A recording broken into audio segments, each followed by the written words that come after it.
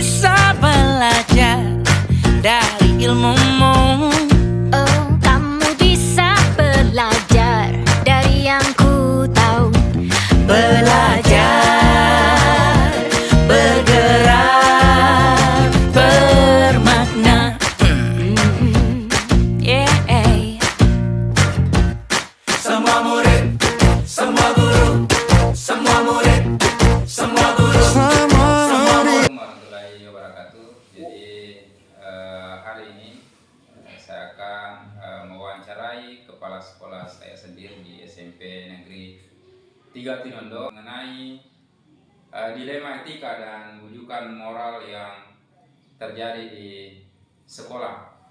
Baik, jadi perkenalkan saya Makmur SPD, kemudian Bapak Kepala Sekolah saya Bapak Muhammad Adi bin SHG. Oke, Assalamualaikum warahmatullahi wabarakatuh, Pak. Waalaikumsalam warahmatullahi wabarakatuh. Bagaimana kabarnya hari ini, Pak? Ya, baik-baik. Iya, ini Pak, saya izin dulu, Pak. Jadi hari ini saya akan mewawancarai, mudah-mudahan Bapak siap. Ya. Kemudian di sini Pak tidak mencari salah atau benar tentang ini. Hanya ini bagaimana pendapat Bapak mengenai ini tentang dilema etika dan rujukan moral yang biasa dilakukan di sekolah ini atau keputusan-keputusan yang diambil di sekolah ini.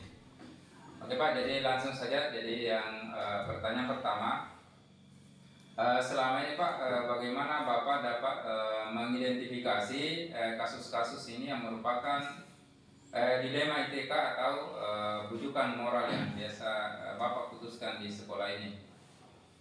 Jadi pertanyaan pertama, kan? Ya Pak. Artinya selama ini bagaimana Anda, yang begitu pertanyaannya, kan? Ya, Pak. Apa mengidentifikasi kasus-kasus? Ya Pak.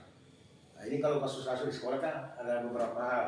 Pertama tentang mengenai siswa, kadang berkelahi dengan teman-temannya, baik satu kelasnya atau di lain kelas. Begitu pula biasa ada kasus, bukan kasus perkelahian saja, yang terjadi di sesama kita antara guru. Contoh kemarin ada kasus antara guru dengan siswa. Ini ada kesalahpahaman, guru langsung memukul siswa. Nah, ini dua pihak orang tua merasa keberatan, bahkan kasus ini sampai ke polisi dilaporkan.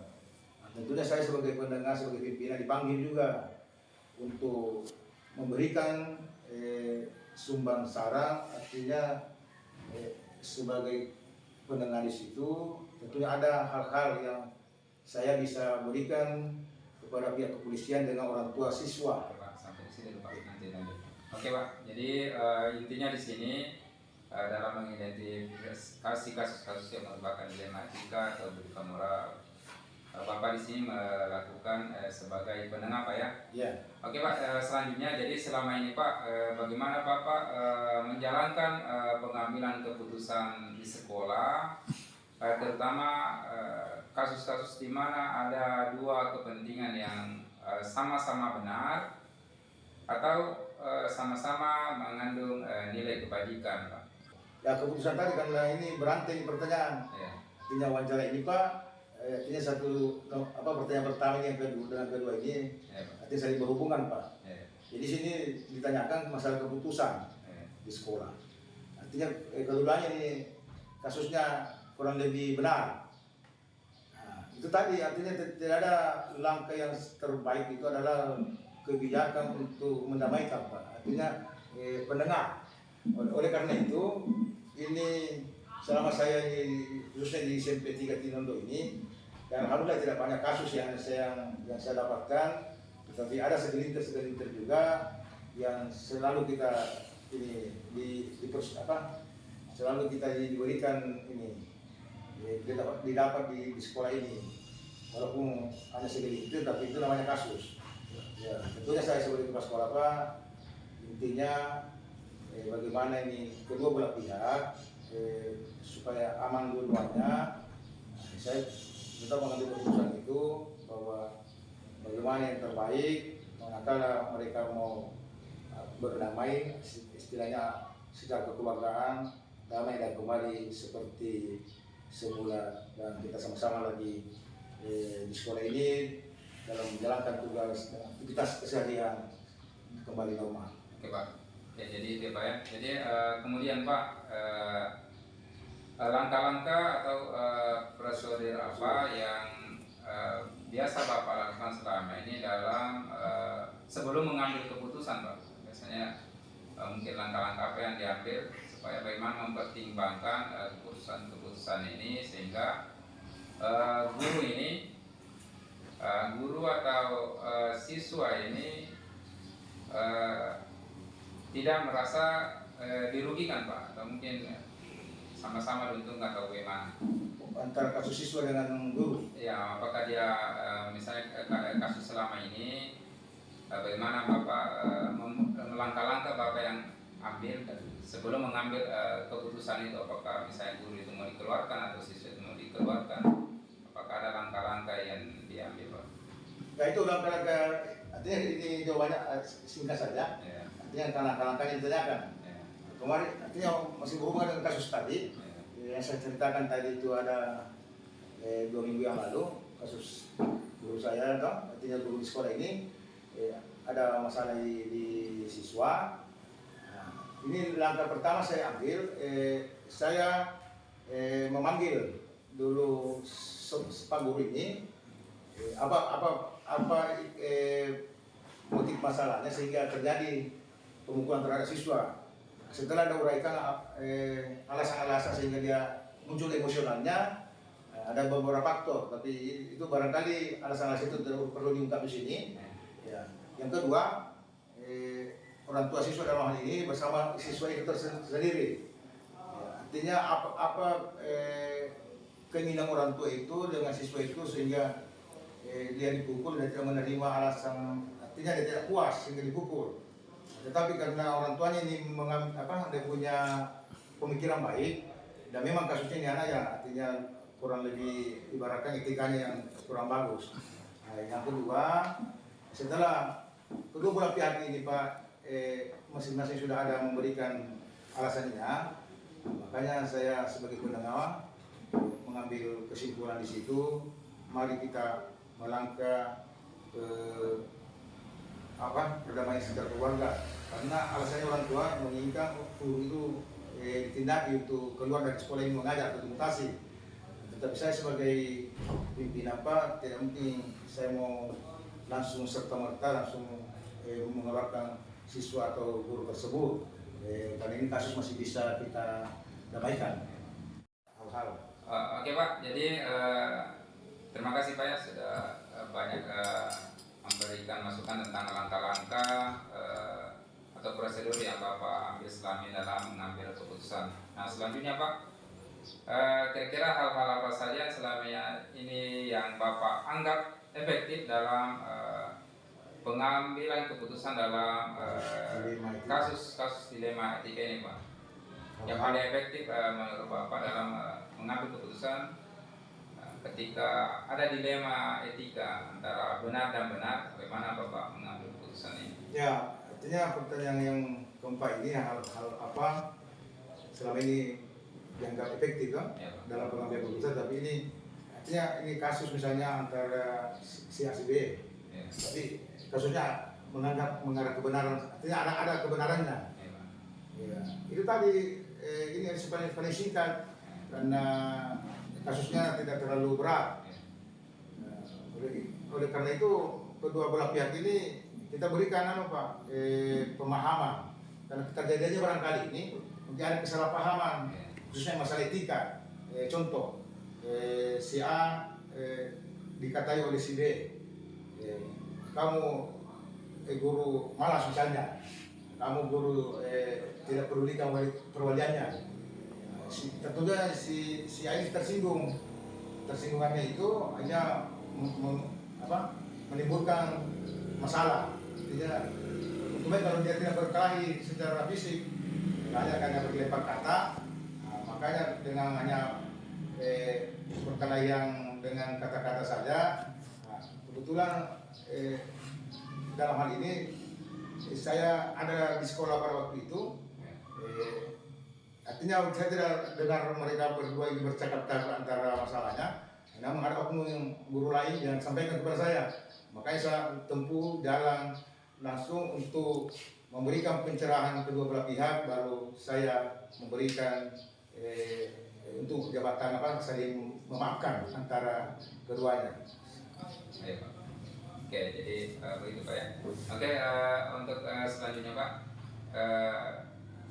hal-hal apa saja yang selama ini yang merupakan Pak, tantangan dalam pengambilan keputusan tentang kasus-kasus dilema etik? Ini maksudnya bukan hanya kasus perkelahian, Ya, Pak. kan banyak kasus Pak. Misalnya kalau di sekolah, artinya dengan pertanyaan ini, hal-hal apa saja yang selama ini merupakan tantangan. Ya. Nah, tantangan yang berat begini, di luar dari perkelahian, ini kan kasus juga Pak. Misalnya kasus pembagian jam mengajar di sekolah kita kan, Ya.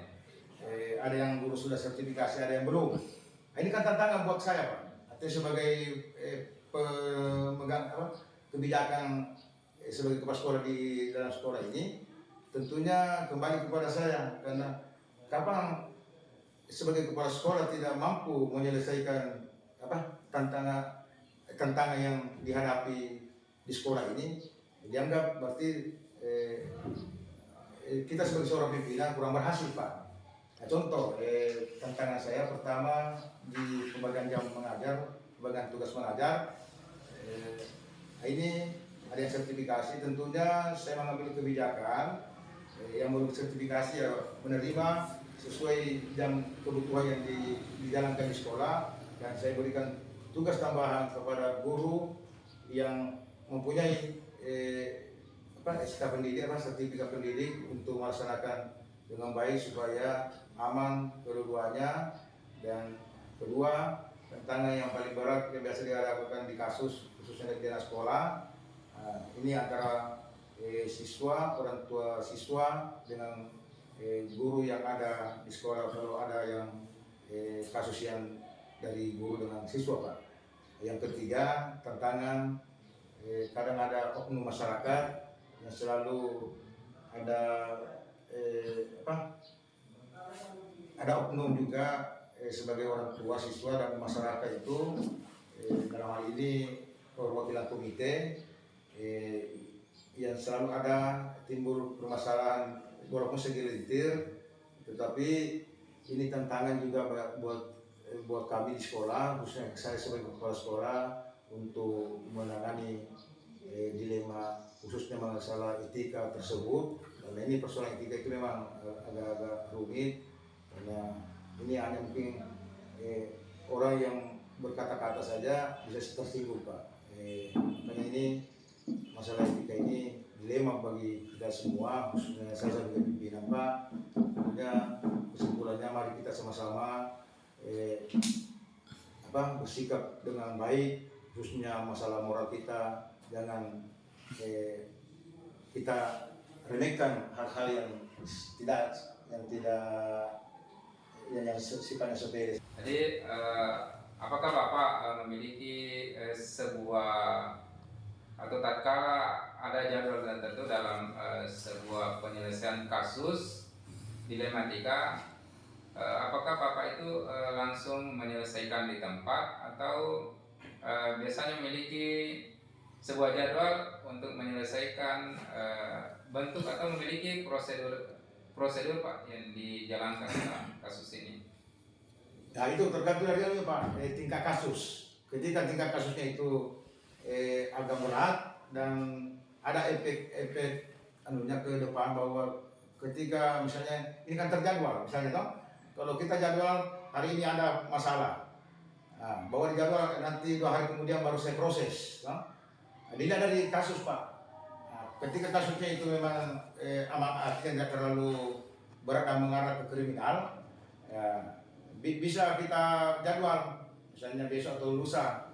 Tetapi kalau kasus itu mengarah tindakan ini, artinya mengarah ke kriminal, itu ya harus kita langsung pada saat itu juga kita tangani, ya, agar kedua belah pihak ini tidak memperpanjang masalah dari masalah yang awalnya.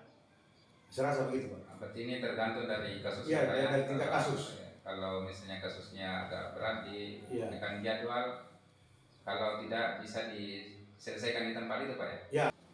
Oke Pak, selanjutnya apakah ada seseorang atau faktor-faktor yang selama ini yang mempermudah atau membantu Bapak dalam pengambilan keputusan dalam kasus-kasus dilema etika yang biasa Bapak hadapi gitu Pak? Kalau masalah seseorang, artinya faktor yang selama ini mempermudah Ya Pak. atau membantu kami dalam memberikan keputusan. Nah, ini kalau masalah antara masalah siswa dengan guru, ya tentunya dalam hal ini kadang dari guru-guru juga saya minta bantuan, masukan dan hal-hal yang bisa diberikan sifatnya yang positif. Kalau kasus yang berkaitan dengan hubungan orang tua murid, biasa saya panggil minta saran daripada ketua komite. Oke Pak, terima kasih. Jadi sebelum kita tutup Pak, dari semua hal yang telah Bapak sampaikan tentang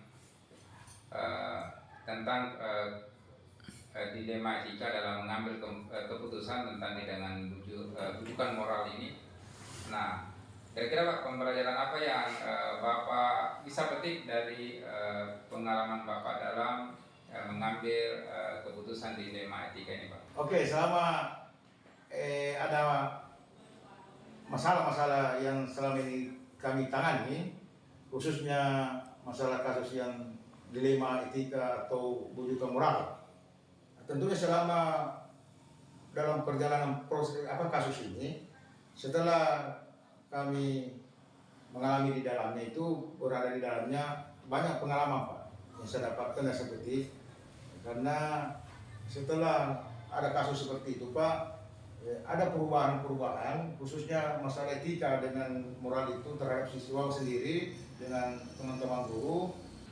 Oke Pak, jadi sebelum kita tutup dari wawancara ini Pak, mungkin ada pembelajaran Bapak yang bisa didapatkan dari sesi wawancara kita pada pagi hari ini Pak. Luar biasa ini saya dapatkan setelah kita berwawancara ini.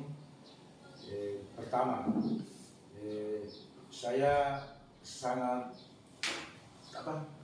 tertarik dengan adanya sistem wawancara seperti ini Pak, karena membuka wawasan saya untuk mengambil langkah-langkah selanjutnya supaya apa yang kemarin-kemarin itu yang sudah terjadi jangan terulang kembali. Nah, yang kedua Pak, dengan adanya wawancara hari ini Pak, saya termotivasi untuk bangkit, semangat jiwa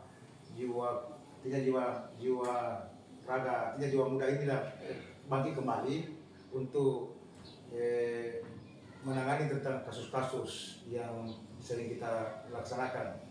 Yang ketiga Pak, dengan adanya wawancara ini, saya menambah wawasan saya bertambah Pak. Artinya tadinya tidak lari ke situ saya punya pikiran, tetapi dengan adanya Bapak wawancara saya, ada terobosan-terobosan baru yang bisa kita berbuat di masa akan datang. Ini dalam pengambil keputusan dalam pengambilan keputusan. Artinya pembelajarannya Pak. Ya, Pak. Pembelajaran dalam keputusan itu ada semacam nilai tambah terhadap adanya ini wawancara Pak. Oke Pak, terima kasih banyak Pak atas waktunya. Sampai hari ini alhamdulillah selesai sesi wawancara terkait dalam pengambilan keputusan dan tentang rujukan moral bersama saya dengan kepala sekolah saya sendiri dari SMP Negeri 3 Tinondo Bapak Muhammad Arifin, dan saya sendiri CGP Makmur SPD. Saya tutup. Assalamualaikum warahmatullahi wabarakatuh.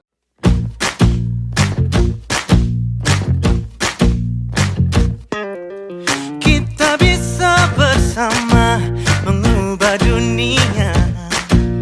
Percaya pada diri demi cita-cita. Belajar. Baik, Assalamualaikum warahmatullahi wabarakatuh. Waalaikumsalam. Jadi alhamdulillah hari ini saya akan melakukan wawancara yang mana pada hari ini adalah wawancara kedua. Hari ini bersama dengan Kepala Sekolah SMP Negeri 2 Tinondo, yakni Ibu Arni Kadir, SPD MPD. Baik Bu. Oke, Assalamualaikum Bu. Waalaikumsalam warahmatullahi wabarakatuh. Bagaimana kabarnya hari ini Bu? Alhamdulillah baik. Oke Bu, jadi hari ini saya ada tugas jadi untuk guru penggerak, di mana kita ini dikasih tugas untuk mewawancarai kepala sekolah terkait dengan dilema etika. Ya, kemudian bagaimana cara pengambilan keputusan di sekolah. Jadi di sini kita tidak mencari salah atau benar, tapi bagaimana kita bisa kerjasama, bagaimana cara kita mengetahui dalam pengambilan keputusan di sekolah itu. Oke Bu, jadi di sini sudah ada pertanyaan pemantik yang kami ambil dari LMS, dari guru penggerak. Yang pertama Bu, selama ini bagaimana Ibu dapat mengidentifikasi kasus-kasus yang merupakan dilema etika atau bujukan moral yang biasa Ibu lakukan di sekolah Bu? Terima kasih. Jadi untuk mengambil suatu langkah atau mengidentifikasikan suatu kasus dilema etika atau rujukan moral itu, pertama-tama saya harus mencari sesuatu sesuai dengan catatan, dan mencari satu dokumen atau memiliki suatu masalah-masalah tersebut, sehingga dengan kasus begitu saya bisa mengidentifikasikan bahwa kasus ini masuk dalam etika moral atau masuk dalam rujukan moral. Nah, sehingga dengan catatan-catatan tersebut atau masukan-masukan, laporan-laporan, sehingga saya bisa pilih-pilih ini yang etika moral dan ini yang rujukan moral. Berarti selama ini yang Ibu lakukan adalah dengan catatan-catatan atau dengan masukan dari guru atau dari masyarakat. Oke, kedua, selama ini Bu, bagaimana Ibu menjalankan pengambilan keputusan di sekolah Ibu, terutama kasus-kasus di mana ada dua kepentingan Bu yang sama-sama benar atau pihak lain memiliki nilai kebajikan yang sama? Nah, ini yang satu dilema yang sangat berat untuk diputuskan, karena sama-sama memiliki kepentingan yang sangat penting. Tetapi kalau kita lihat dari dilema etika itu sendiri, di mana itu artinya kebenaran melawan kebenaran, sehingga dalam mengambil keputusan dalam menghadapi ini yang sama-sama penting itu, saya harus meminta pendapat atau setidaknya saya harus berkomunikasi dengan dewan guru atau mungkin dengan komite untuk membicarakan kasus tadi ini, bahwa di sekolah ini ada kasus yang kita temukan mengenai dilema etika, sehingga dalam pengambilan keputusan itu kita sudah sepakati bahwa ini jalan yang terbaik untuk memecahkan kasus ini. Sehingga sebelum saya putuskan kasus itu, saya harus bermusyawarah dengan dewan guru maupun kepada orang tua, terutama yang mewakili itu ketua komite. Jadi pada inti dalam ini Bu, Ibu melakukan musyawarah dalam mengambil mufakat atau mengambil keputusan ya. Sebelum saya putuskan sesuatu. Sangat luar biasa apa yang Ibu lakukan. Kemudian yang ketiga Bu, apakah Ibu mempunyai langkah-langkah atau seperti prosedur yang biasa Ibu lakukan dalam pengambilan keputusan itu?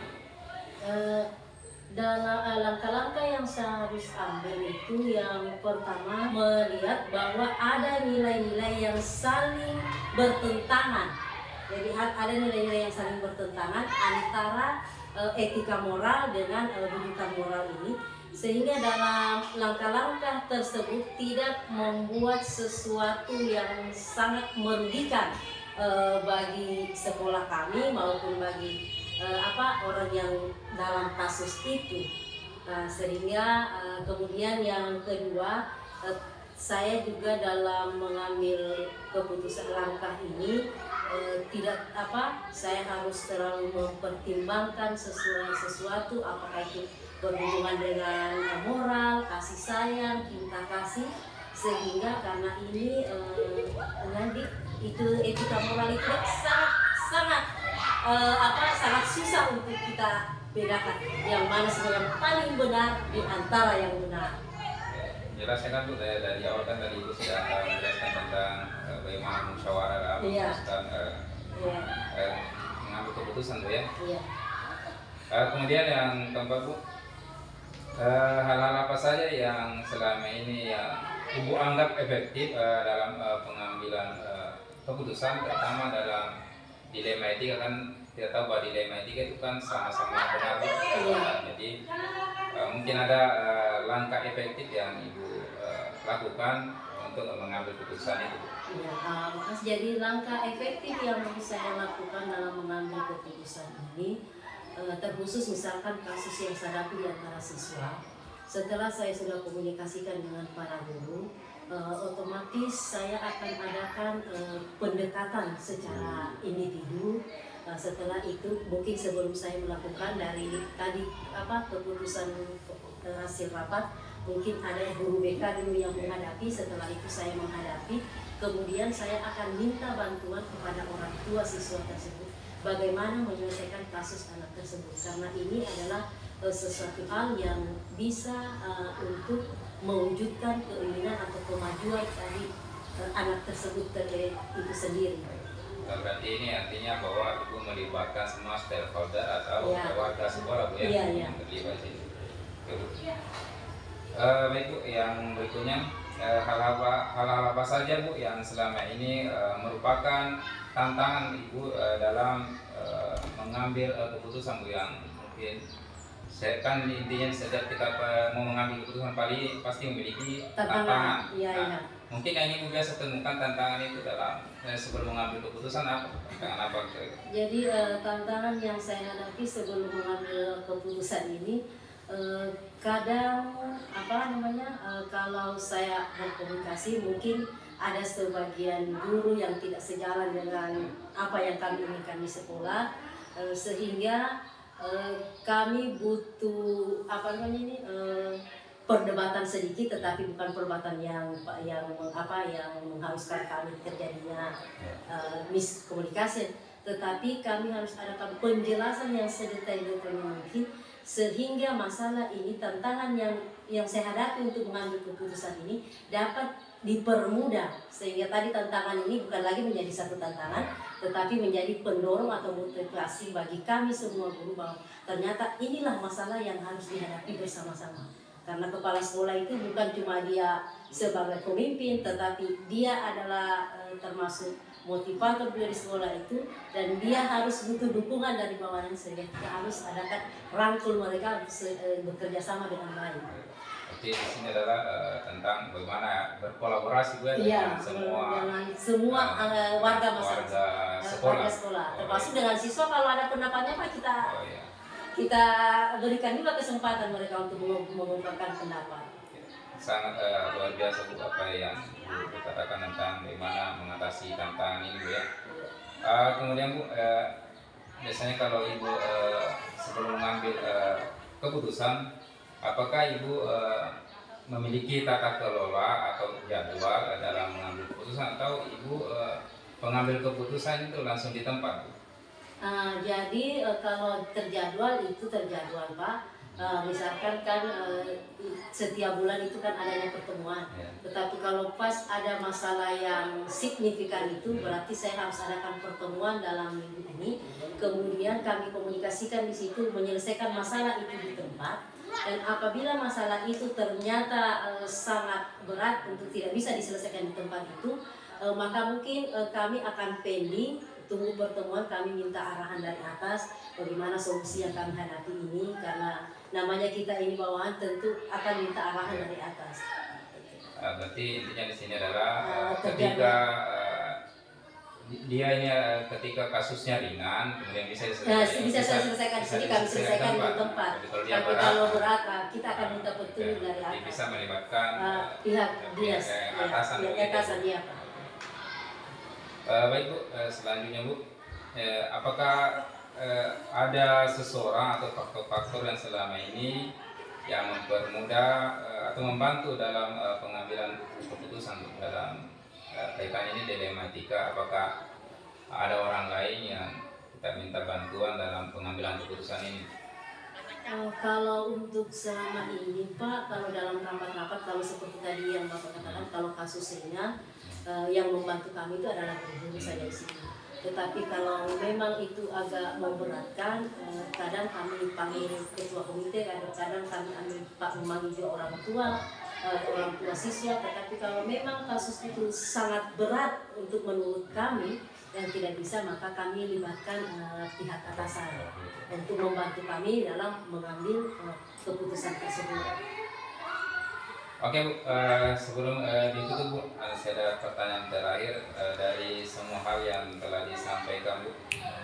Pembelajaran apa Bu yang bisa Ibu ambil dari sesi wawancara pada hari ini, dan pembelajaran apa yang Ibu ambil pada saat pengambilan keputusan itu? Ya, alhamdulillah, jadi ini termasuk suatu langkah baru Pak, karena adanya wawancara yang dilakukan ini terkhusus untuk guru penggerak ya Pak ya. Nah, jadi pembelajaran yang saya ambil ini ada hikmahnya Pak, sehingga saya bisa mungkin melalui cara ini kekurangan yang kami adakan di sekolah ini mungkin bisa kami ketahui dengan adanya wawancara ini. Tetapi pembelajaran yang kami dapatkan ini termasuk sesuatu yang sangat bagus Pak, karena apa yang kami lakukan di sini bisa kita bicarakan, bisa kita komunikasikan, sehingga dan hal utama yang harus kami ambil di sini Pak adalah kerjasama dalam satu tim yang menjalin hubungan kasih sayang dan kekeluargaan. Itu sangat luar biasa Bu ya, apa yang Ibu sampaikan dari awal sampai terakhir. Sampai Ibu mengambil keputusan yang sangat bijak sekali. Terima kasih Pak. Sebelumnya Bu, saya berterima kasih Bu atas waktunya sudah mengganggu Ibu. Tidak Pak, insya Allah. Jadi karena ini adalah merupakan tugas sehingga harus saya datangi Bu. Dan ini tujuannya adalah untuk mengetahui saja bagaimana sekolah itu dalam pengambilan keputusan ketika menghadapi dilema etika atau bujukan moral. Baik, demikianlah hasil wawancara kedua pada hari ini, tepatnya hari Selasa, bersama dengan Kepala Sekolah SMP Negeri 2 Tinondo, yakni Bu Arnika dari SPD MPD. Saya ucapkan banyak terima kasih Bu, sukses selalu, mudah-mudahan apa tantangan di sekolah bisa terselesaikan Bu. Terima kasih Pak. Ini Bu.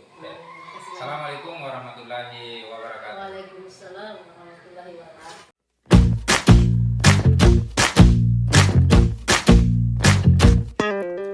Kita bisa bersama mengubah dunia. Percaya pada diri demi cita-cita. Assalamualaikum warahmatullahi wabarakatuh. Alhamdulillah, hari ini adalah saya berada di SMP Negeri 1 Tinondo yang merupakan wawancara ketiga bersama hari ini Kepala Sekolah SMP Negeri 1 Tinondo, yakni Bapak Anton SPD MPD. Baik, jadi saya langsung saja.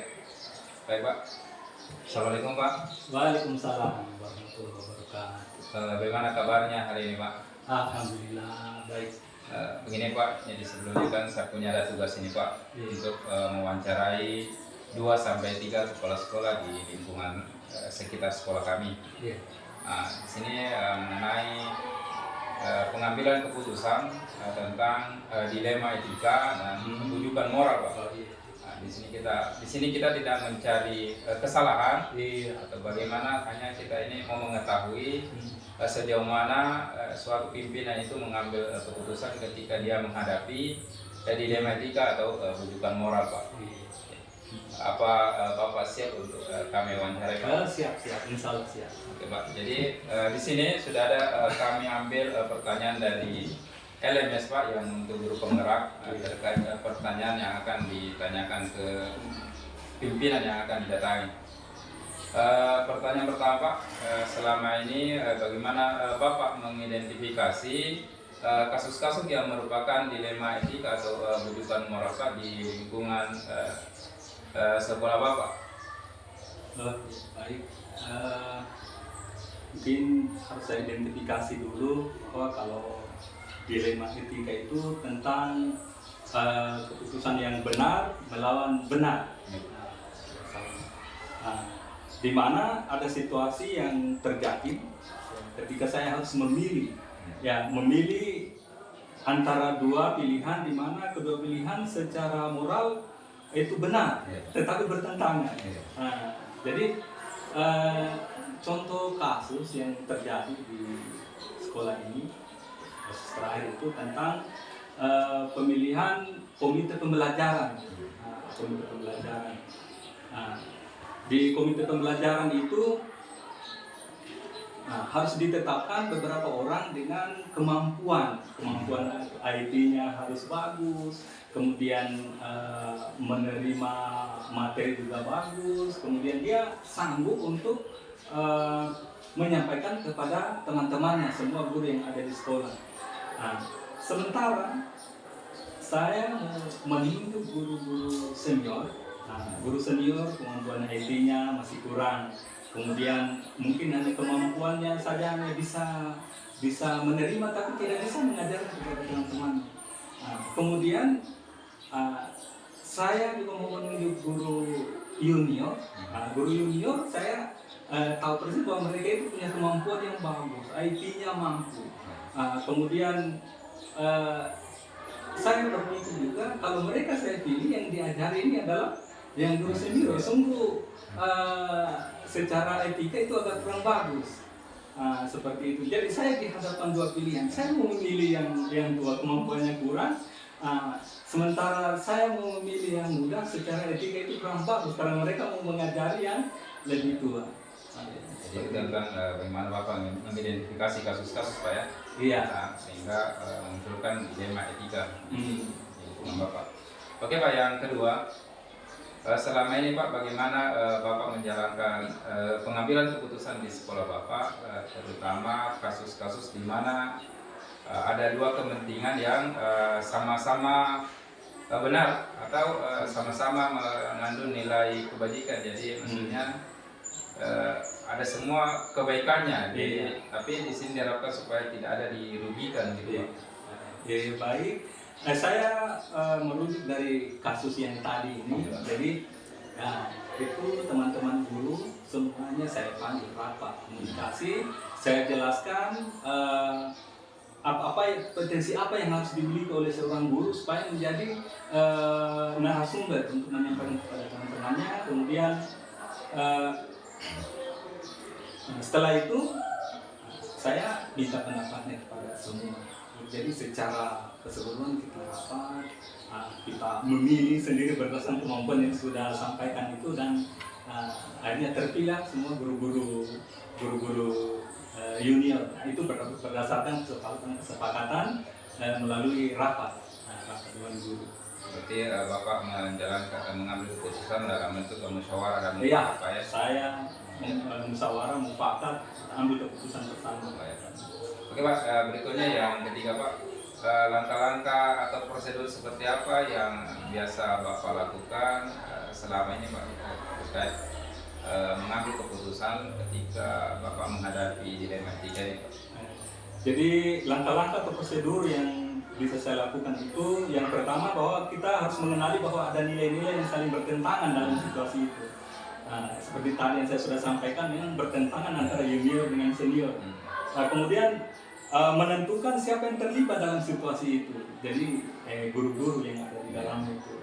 Kemudian fakta-fakta yang relevan. Fakta yang relevan itu misalnya guru senior, mereka dengan pengalaman yang cukup lama, semestinya mereka yang harusnya menjadi narasumber. Tetapi dengan kemampuan yang kurang, sehingga mereka menyerahkan kepada guru-guru junior yang memang kemampuan sesuai dengan yang sudah diharapkan oleh pemerintah. Kemudian yang ketiga tentang pengujian itu benar salah tentang kasus ini. Saya harus tahu bahwa itu apakah di dalam mengandung ada unsur benar atau unsur salahnya. Kemudian yang ketiga, pengujian juga paradigma benar, benar lawan benar. Jadi kedua-duanya benar. yang muda dia benar punya kemampuan, yang tua mereka sudah punya pengalaman, tapi tidak ada kekurangannya di situ. Oke, Pak. Jadi Bapak memiliki beberapa langkah Pak ya dalam pengambilan keputusan ketika Bapak dihadapi dengan dilema etika. Oke Pak, yang keempat,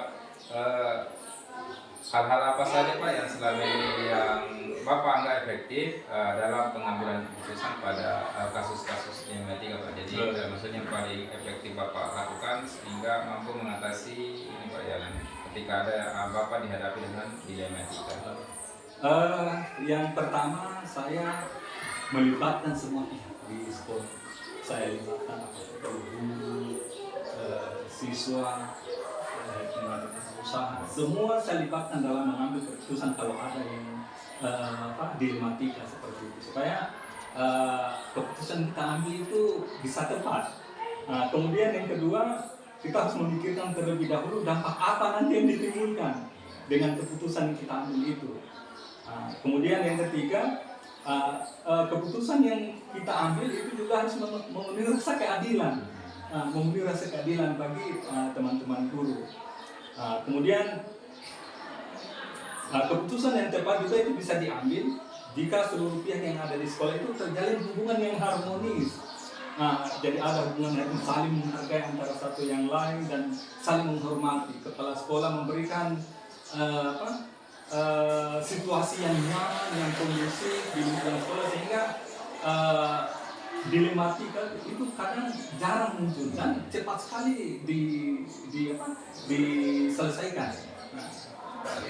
Pada intinya di sini Pak, adalah yang paling efektif adalah dengan melibatkan semua pihak Pak. Iya, melibatkan semua pihak ini ketika Bapak menghadapi dilema etika tanpa Bapak pendam sendiri. Oh iya, seperti itu. Oke Pak, yang berikutnya Pak, yang kelima, hal-hal apa saja yang selama ini yang merupakan tantangan dalam pengambilan keputusan Pak pada kasus-kasus dilema etika? Maksudnya tantangannya Bapak ketika mau mengambil keputusan ketika Bapak dihadapi dengan dilema etika ini Pak? Secara keseluruhan juga saya sebenarnya belum menghadapi tantangan yang saya anggap itu tantangan yang berat, tapi biasa itu yang sering saya hadapi kompetensi guru yang kurang, sehingga mereka bukan memberikan solusi yang baik, tapi kadang bertentangan dengan apa yang kita sudah bikin. Tapi itu alhamdulillah bisa teratasi. Kemudian kadang sarana juga prasarana yang belum memadai, sehingga itu juga menjadi tantangan kita dalam mengambil keputusan.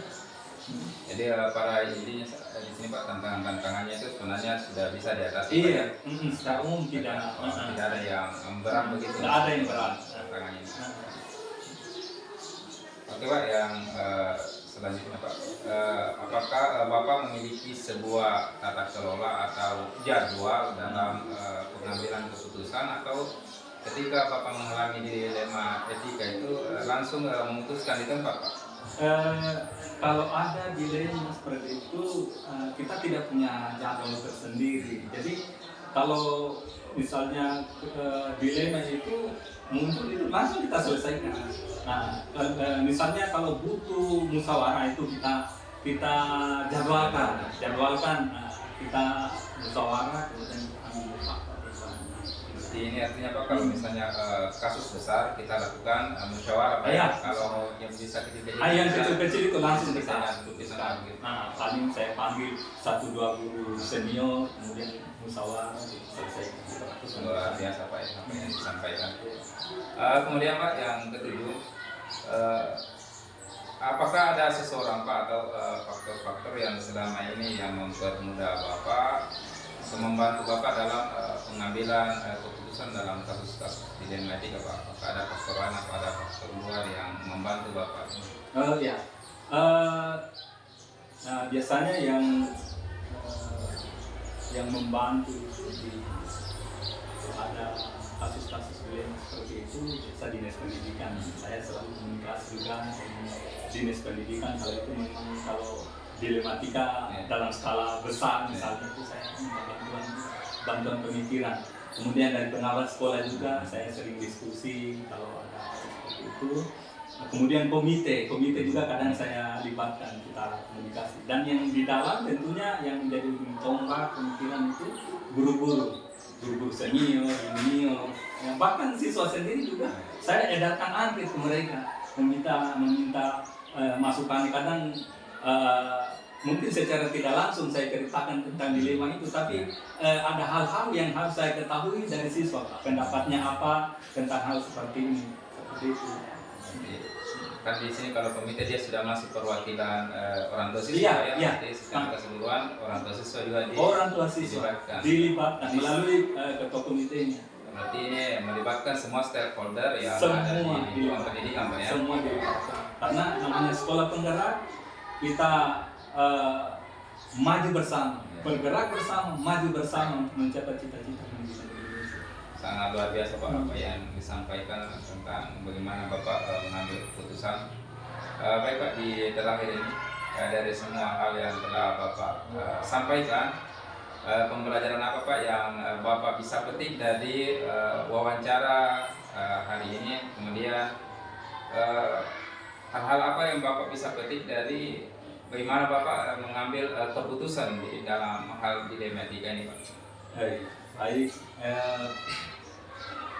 dalam mengambil keputusan memang tidak bisa kita menjadi beban pemikiran sendiri. Di situ memang kita harus melibatkan banyak pihak, dan itu sebenarnya kami sudah rasakan selama memimpin sekolah, dan itu sangat efektif. Semua dilema-dilema itu yang kita hadapi, alhamdulillah kita bisa putuskan dengan tidak memiliki efek yang jadi keputusan kita ambil itu alhamdulillah tepat sampai saat ini. Kemudian saya juga yang saya lakukan supaya tidak sering terjadi dilema seperti ini, ya tinggal banyak-banyak doa kepada Yang Maha Kuasa, berdoa, kemudian ya alhamdulillah itu kalau ada pun dia terjadi, insya Allah ada penyelesaian. Itu Pak yang terakhir Pak, mungkin tadi sempat terlewatkan bagaimana perasaan Bapak pada saat wawancara pada hari ini, kemudian mungkin ada manfaat dari wawancara yang bisa diceritakan sedikit Pak pengalaman saat hari ini. Kalau saya ya alhamdulillah Bapak sudah datang wawancara ke saya, dan ini juga menambah ilmu pengetahuan saya. Ada beberapa pertanyaan Bapak yang sebenarnya saya belum mengetahui teorinya, tapi dalam pelaksanaannya ini ternyata apa yang kami laksanakan tentang ada ternyata ini teori dilematika, ini teori itu. Jadi saya sangat bersyukur bahwa saya diwawancarai hari ini, alhamdulillah menambah wawasan saya. Kemudian nanti ini insya Allah juga saya sampaikan kepada guru-guru semua teman-teman di sini. Ya Pak, terima kasih banyak Pak atas waktunya, saya dan luar biasa apa yang Bapak sampaikan dengan sebenarnya di sini kan ada 9 langkah dalam pengambilan keputusan, tapi sebenarnya Bapak hampir semuanya langkah-langkah itu terselesaikan hari ini. Jadi terima kasih banyak Pak atas waktunya. Semoga dalam pengambilan keputusan berikutnya lebih bijak lagi Pak, dan lebih efektif apa yang Bapak hadapi, terutama ketika menghadapi dilema etika. Amin. Oke baik, terima kasih. Itulah tadi hasil wawancara ketiga saya bersama Kepala Sekolah SMP Negeri 1 Tinondo ini, yakni Bapak Anton SPD MPD. Akhirnya saya ucapkan Assalamualaikum warahmatullahi wabarakatuh. Waalaikumsalam.